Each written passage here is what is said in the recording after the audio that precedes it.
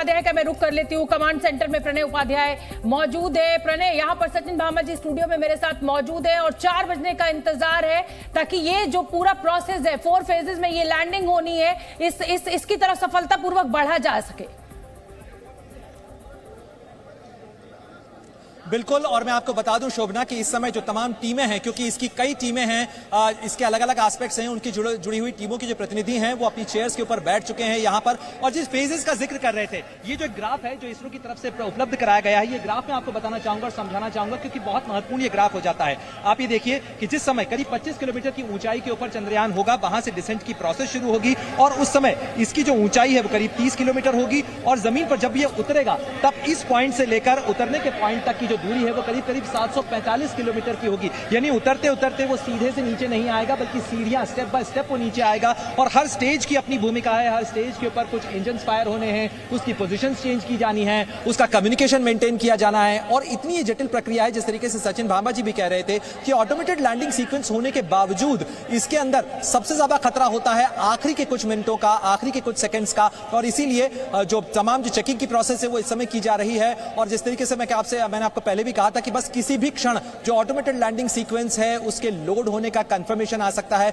आपने जब मुझसे सवाल किया तब मैं फोन के ऊपर यही संदेश चेक करने की कोशिश कर रहा था, मैं चेक करने के अपने सूत्रों से कोशिश कर रहा था कि क्या लोड हो चुका है, क्या हम ये चला सकते हैं, क्या हम ये कह सकते हैं कि ऑटोमेटेड लैंडिंग सीक्वेंस जो है वो लॉक कर दिया गया है, क्योंकि इसके मुताबिक करीब 2 से 3 घंटे पहले ऑटोमेटेड लैंडिंग सीक्वेंस जो है वो लॉक कर दिया जाना है। यानी उसके बाद उसके अंदर कोई बदलाव नहीं हो सकता है, यानी सब कुछ तय हो चुका होगा और उसके बाद केवल वैज्ञानिक उसे मॉनिटर कर पाएंगे। यहां बड़ी स्क्रीन्स लगी हुई हैं, लगातार हलचल जो है यहां से ठीक पीछे की दूरी के ऊपर जो कमांड एंड ट्रैकिंग सेंटर है वो मौजूद है। इसके अलावा ये जो छतरियां आप देख रही हैं, इस तरीके के एंटेनाज जो हैं इस पूरे कॉम्प्लेक्स के अंदर छोटे बड़े बहुत सारे जो एंटेनाज हैं वो लगे हुए हैं। कई एंटेनाज ऐसे हैं जिनकी पोजीशन बार बार चेंज की जा रही है, उनकी लोकेशन चेंज की जा रही है, क्योंकि कई सैटेलाइट्स भी इसके ऊपर नजर रखे हुए हैं। भारत के इसरो के सैटेलाइट्स इस पर नजर रख रहे हैं। इसके अलावा जो इंटरनेशनल कम्युनिटी है उसके जो कम्युनिकेशन नोड्स हैं उनके साथ भी, जो दूसरी एजेंसी हैं उनके साथ भी संपर्क में है, और जो इसरो का डीप स्पेस नेटवर्क है और उसके जो कम्युनिकेशन नोड्स हैं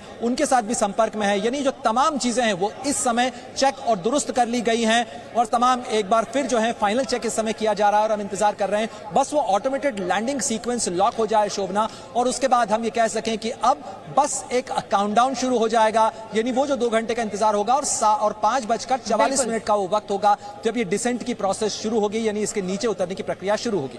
बिल्कुल ठीक है प्रणय, आप नजर बना के रखिए और सबसे पहला अपडेट प्रणय उपाध्याय लगातार बेंगलोर के कमांड सेंटर से हम तक पहुंचा रहे हैं। शिवांगी का मैं रुख करना चाहूंगी। शिवांगी, इस पूरे इवेंट का लाइव कवरेज, जिसे कहा जाए लाइव टेलीकास्ट हो रहा है, हर घर में हर हिंदुस्तानी आज बैठकर इस पूरी लैंडिंग को देख सकता है। आप मुझे बताइए जहां पर आप मौजूद है वहां किस तरह की तैयारियां आप देख रही हैं? देखिए शोभना, आपको बता दें कि यहाँ तमाम तैयारियां कर ली गई है, अलग अलग स्क्रीन्स लगाई गई है, दूर दराज के इलाकों से लोग पहुंच रहे हैं और खासकर अपने बच्चों को लेकर यहाँ पहुंच रहे हैं ऐतिहासिक क्षण को देखने के लिए। यहाँ देखिए एक पिता अपनी बेटी को लेकर यहाँ पहुंचे हैं और पोस्टर्स हाथ में है। इंडिया ने कर दिखाया, चांद सिमट बाहों में आया। संदीपनी यहाँ पर मौजूद है, संदीप मिश्रा उनके पिता यहाँ पर मौजूद है। आप लोग यहाँ पर पहुंचे, आज का दिन बहुत खास है, एक भारतीय होने के नाते आज कैसा महसूस?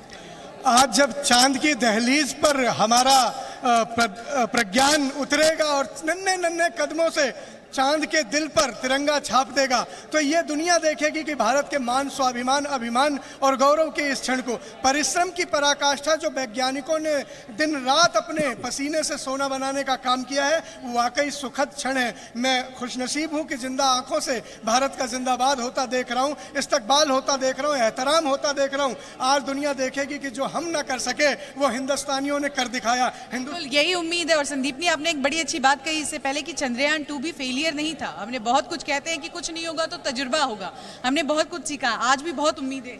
देखिए, प्रज्ञान का प्रज्ञान से मिलन हो गया था, तो चंद्रयान 2 तो फेलियर नहीं था, लेकिन 6:04 के टाइम रखिए, मतलब वो 14 दिन काम करेगा चंद्रयान 3 जो प्रज्ञान है, क्योंकि वहाँ धरती का 14 दिन वहाँ का 1 दिन बराबर होगा और प्रज्ञान 16 बिल्कुल। और देखिए बच्चे कितने अपडेटेड है शिवांगी, मुझे देख के इतना अच्छा लग रहा है कि बड़े हर उम्र के जो लोग हैं आज वो इस लैंडिंग का इंतजार कर रहे हैं और इस देश की युवा पीढ़ी, इस देश के बच्चे इतने सजग है कि साइंटिफिकली हमें हर चीज समझा रहे हैं। फिलहाल एक बहुत छोटा सा ब्रेक, फौरन लौटेंगे।